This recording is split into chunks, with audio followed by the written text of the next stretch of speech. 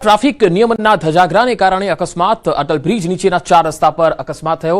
Wrong side આવેલા bike ચાલકના કારણે અકસ્માત સર્જાયો હતો। આ અકસ્માતનો લાઈવ વિડિયો કેમેરામાં કેદ થયો। રોંગ સાઈડ આવતા બાઇક ચાલકને બચાવવા જતા અન્ય બાઇક ચાલક પટકાયો હતો।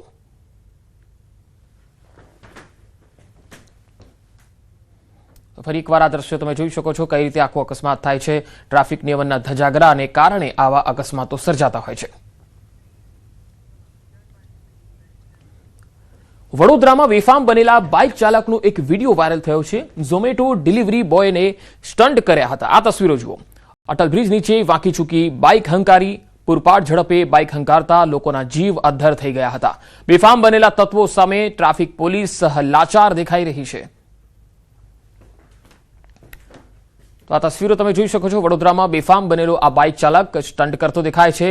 ઝોમેટો ડિલિવરી બોય છે જે સ્ટન્ટ કરતો જોવા મળે છે અને અટલ બ્રિજ નીચે વાંકી ચૂકી બાઇક તેણે હંકારી હતી। નરેન્દ્ર મોદી 28 ફેબ્રુઆરીના રોજ ગુજરાત આવશે। પ્રધાનમંત્રી નરેન્દ્ર મોદી માઇક્રોન કંપનીના યુનિટનું ઉદ્ઘાટન કરશે।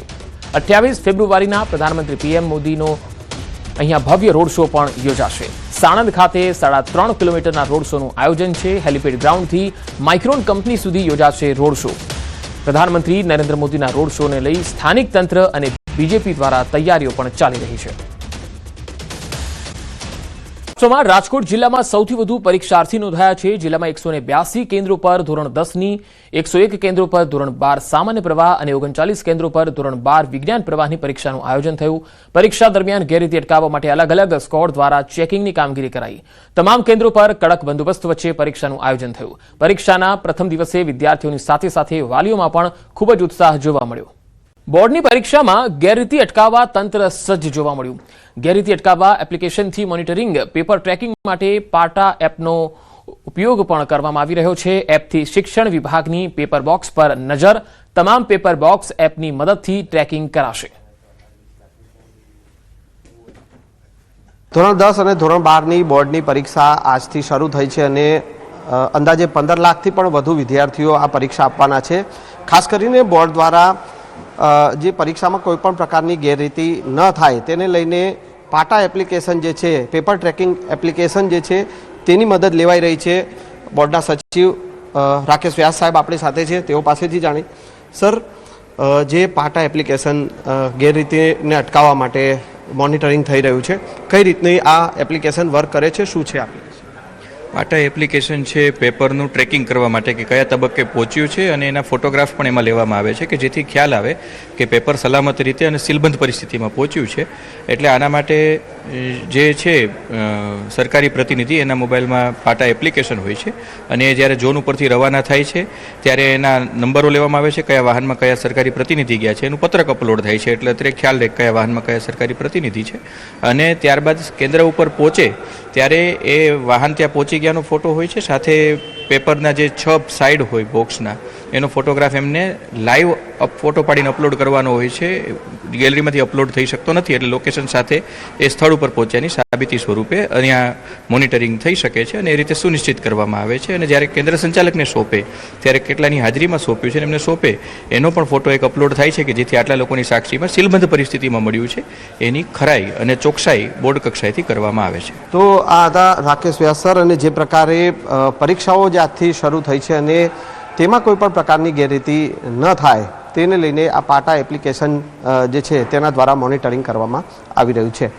કેમેરામેન પંકજ મકવાણા સાથે સંજય ટાંક, ન્યૂઝ 18 ગુજરાતી, ગાંધીનગર। બોર્ડની પરીક્ષાનું પહેલું પેપર પૂર્ણ થયું છે। પ્રથમ ભાષાનું પેપર પ્રમાણમાં સહેલું પૂછાતા વિદ્યાર્થીઓ ખુશખુશાલ જોવા મળ્યા।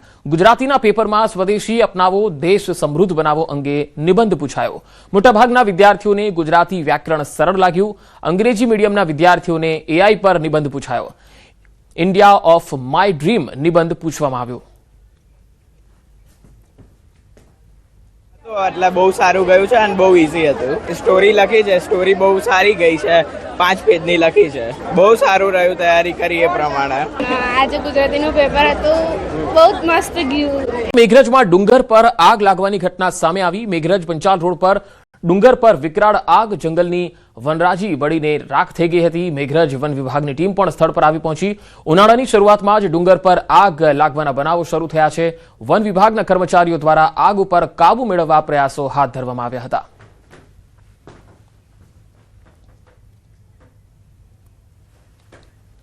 બાદમાં દારૂ મુદ્દે યુથ કોંગ્રેસ દ્વારા સૈજપુર ખાતે વિરોધ કરવામાં આવ્યો। વિસ્તારમાં દારૂ વેચનાર બુટલેગર સામે કાર્યવાહીની માંગણી કરાઈ છે।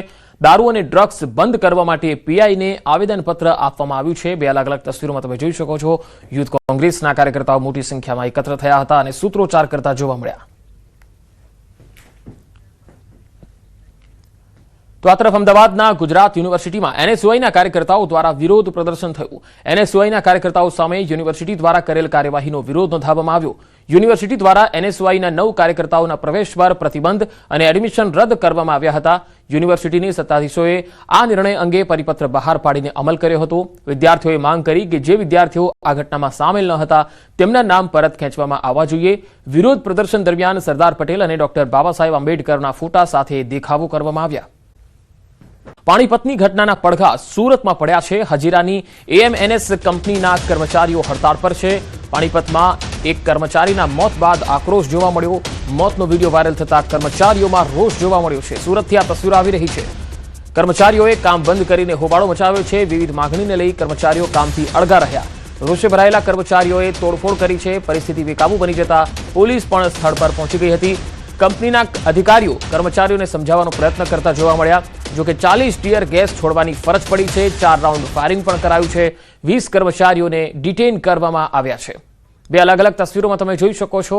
અહીંયા પાણીપત ખાતે બનેલી ઘટનાની અસર સુરતમાં જોવા મળી છે અને સુરતમાં જે કંપનીમાં કામ કરતા કર્મચારીઓ છે એએમએનએસ કંપનીના કર્મચારીઓ હડતાળ પર ઉતરી ગયા, કામથી અળગા રહ્યા અને હોબાળો મચાવ્યો હતો।